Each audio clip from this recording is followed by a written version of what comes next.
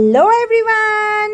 Welcome back to my YouTube channel, My Classroom with Prema Ma'am. Today I'm here with ICSE Board Class 9 Biology Chapter Aids to Health Part 2. In my previous video, I have taught you about the different kinds of immunity. हमने immunity को divide किया innate immunity और acquired immunity में. Innate immunity का मतलब है ऐसी immunity जो हमें since birth हमारी body में present रहती है, और acquired immunity का मतलब है ऐसी immunity जो हमें अपनी लाइफ टाइम में किसी न किसी तरीके से मिलती है.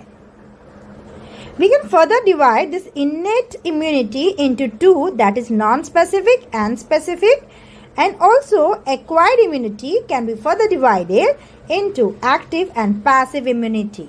Active और passive immunity को हम और further classify करते हैं natural and artificial immunity में. So I hope you have gone through the part 1 of this chapter and the concept about all these immunities are clear. So today, before I start the video, I request each and every one of you to kindly like, share and subscribe to my channel, My Classroom with Prema Ma'am. Now without wasting time, get ready with your paper and pen and let's start. So first of all, today I am going to talk about what is vaccination. So what is vaccination, students? It is artificially introducing the germs or the germ substance into the body for developing the resistance to particular disease. किसी particular बीमारी से हमको बचाने के लिए हम body के अंदर आर्टिफिशियली तरीके से जर्म्स या तो जर्म्स के सब्सटेंस को अपनी बॉडी में इंट्रोड्यूस करते हैं, ओके, ताकि कोई पर्टिकुलर डिजीज से हमें रेसिस्टेंस मिल सके. So how it is possible, students? Artificially हम लोग क्या कर रहे हैं, मतलब from outside we are introducing the germs or the germ substance human की बॉडी के अंदर हम लोग डाल रहे हैं. तो उससे होगा क्या? When these germs are entered into the body, what will happen? The body will start forming the antibodies, okay? क्योंकि बाहर से फॉरेन मटेरियल आएगा तो हमारी बॉडी क्या करेगी बच्चों? एंटीबॉडीज प्रिपेयर करेगी. एंटीबॉडीज प्रिपेयर हो जाएगी पर्टिकुलर डिजीज के लिए, तो हमारा बॉडी डेफिनेटली इन फ्यूचर अगर वो डिजीज होएगा, अगर वो किसी भी तरीके से उस डिजीज के पॉजिटिव जर्म्स के कॉन्टैक्ट में आएगा तो हमारी बॉडी रेडी रहेगी उससे फाइट करने के लिए. तो इस तरीके से वैक्सीनेशन का कॉन्सेप्ट है.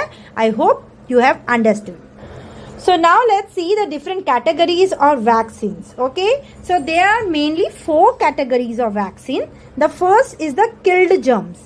In the body, the killed germs are introduced.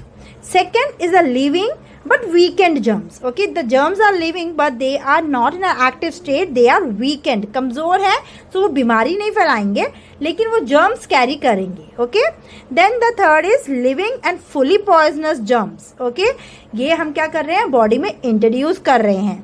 And the last is toxoids. Okay, which is inactivated toxins. Okay, which is secreted by bacterias.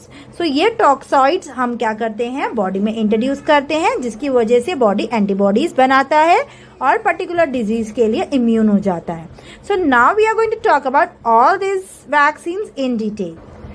So let's talk about the very first vaccine, that is the killed germs. ये ऐसा vaccine है जिसमें हम क्या कर रहे हैं, इंसान को ह्यूमन बॉडी में क्या डाल रहे हैं, किल्ड जर्म्स डाल रहे हैं. हमें एग्जाम्पल्स याद रखना है बच्चों आप लोगों को, ठीक है. सो तो पहला एग्जाम्पल है हमारा tab vaccine. This is the vaccine for typhoid. Okay, typhoid की बीमारी के लिए ये वैक्सीन है. हमने टाइफॉइड फीवर ऑलरेडी पढ़ा है. Yes, in the last chapter we have studied about the typhoid fever. So ये टाइफॉइड के लिए वैक्सीन है टैब वैक्सीन. ओके, देन इसी तरीके की एक और वैक्सीन है हमारी Salk vaccine, which is for poliomyelitis. Okay, polio बीमारी रहती है ना, उसके लिए ये साल्क वैक्सीन हम देते हैं. Then one more example of killed germs vaccine is anti rabies vaccine, which is given for rabies. Okay, rabies क्या है, कब होती है रेबीज की बीमारी, जब कोई एक रेबिड डॉग बाइट करता है ना, उनके सलाइवा से बॉडी में रेबीज के वायरस चले जाते हैं तो रेबीज होती है। तो उनके लिए हम लोग क्या वैक्सीन देते हैं? Anti rabies. So I repeat the 3 vaccine, the tab vaccine for typhoid, okay, then the Salk vaccines for poliomyelitis and the anti-rabies vaccine for rabies। Rabies क्या है? रेबीज एक ऐसी बीमारी है जो डॉग बाइट से हो सकती है, लेकिन हर एक डॉग बाइट से नहीं होती है। अगर वो डॉग रेबिड है, ओके, अगर उस डॉग में वो वायरस प्रेजेंट है तो इंसान को अगर उसने काटा है तो सलाइवा के थ्रू वो ह्यूमंस को हो सकती है। Okay, so anti rabies vaccine is also another example of killed germs vaccine. Now going to the second type of vaccine is the living weakened germ.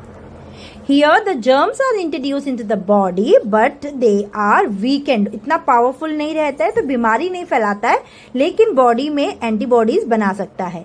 So the examples we can say are the measles vaccines which is given for measles.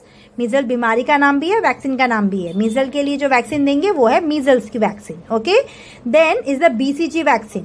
I hope you know the full form of BCG. If yes, do comment below. So BCG vaccine is a vaccine which is given for tuberculosis. Okay, it is given at birth. Freeze dried BCG that is given for tuberculosis is an example of living weakened germs vaccine.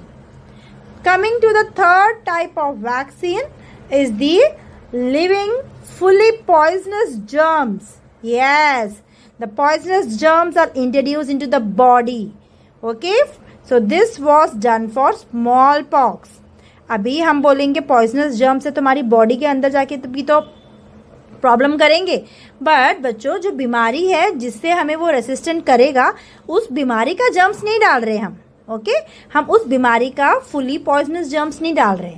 For example, let's talk about the small pox vaccine. Okay, first of all let me tell you this, that at present this is not given, as it is said it is totally eradicated. The disease has been totally eradicated according to the present day records. So now this vaccination is not practiced and is not given.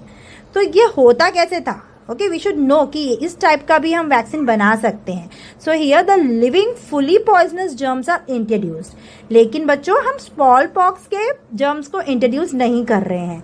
इसमें क्या किया था, ये scientist लोग ने जो vaccination पे experiments कर रहे थे तो उनने क्या किया कि जो काउ पॉक्स था, cowpox is a disease condition, it is a virus which is very similar to smallpox virus. Okay, तो काउ पॉक्स का जो वायरस था वो स्मॉल पॉक्स वायरस के जैसा ही था, लेकिन ये किसको अफेक्ट कर रहा था? दे हैव सीन कि this cow pox was affecting the milkmaid's hand only. Okay, only the hands were affected of the milkmaid lady. This lady, इनकी जो milkmaid थी जो दूध लेके आ रही थी कैटल से, तो उनके सिर्फ हाथों में क्या दिख रहा था? पुस्टुल्स दिख रहे थे, छोटे एकदम छोटे छोटे ऐसे ब्लिस्टर्स के फॉर्म में उनको उनकी सिर्फ हाथों में दिख रहा था। जबकि स्मॉल पॉक्स क्या करता है? Small pox is a very dangerous disease condition. Small pox क्या है? एक तरह का फ्लू लाइक सिम्टम्स उसमें प्रेजेंट रहता है बॉडी में, पूरी बॉडी में रैश और ब्लिस्टर फॉर्म हो जाते हैं। ओके, इवन फेस में, हैंड्स में, फोर आर्म्स में, फुल बॉडी में ये ब्लिस्टर्स फॉर्म हो जाते हैं। लेकिन जब साइंटिस्ट ने देखा, डॉक्टर जेनर थे, उनने ये एक तरीके से नोटिस किया कि वो जो लेडी है उनको क्या नहीं हुआ था? स्मॉल पॉक्स नहीं हो रहा था। ओके, स्मॉल पॉक्स का इन्फेक्शन उनको नहीं हो रहा था। सो उनने क्या किया, तो उनको ये समझ में आया जिसके अंदर काउ पॉक्स का वायरस प्रेजेंट है उसको स्मॉल पॉक्स नहीं हो रहा है। So he did this experiment. What he did, he took the scraping from the cow pox blister. Okay, उनके हाथ में जो मिल्क मेड के हाथ में जो ब्लिस्टर हुआ था उसमें से उनने स्क्रैपिंग लिया और उसको उनने किसी एक यंग बॉय के बॉडी में इंट्रोड्यूस किया। ओके, तो कुछ दिनों के बाद उनने देखा कि उसमें थोड़ा माइल्ड सिम्टम्स था। जो काउ पॉक्स के सिम्टम होते हैं, जो ब्लिस्टर सिर्फ हाथ में रहते हैं, वही सिम्टम्स उनको देखने को मिले। देन कुछ दिनों के बाद उनने क्या किया, उसको स्मॉल पॉक्स का वायरस इंट्रोड्यूस किया कि देखते हैं इसको स्मॉल पॉक्स होता कि नहीं। ओके, तो जब सब्जेक्ट में स्मॉल पॉक्स का भी वायरस इंट्रोड्यूस किया तभी भी उस ह्यूमन में, उस बच्चे में कोई भी तरीके का स्मॉल पॉक्स का सिम्टम्स नहीं दिखाई दिए। तो इससे प्रूफ हो गया जिसकी बॉडी में काउ पॉक्स का वायरस प्रेजेंट है, उसकी बॉडी में स्मॉल पॉक्स का वायरस कुछ काम नहीं कर पा रहा है। ओके, मतलब कुछ तरीके का सिम्टम्स नहीं दिखा पा रहा है, कुछ प्रॉब्लम क्रिएट नहीं कर रहा है। तो इस तरीके से स्मॉल पॉक्स का वैक्सीन बना from the cow pox virus. So I hope you have understood how this smallpox vaccine was prepared from cowpox virus.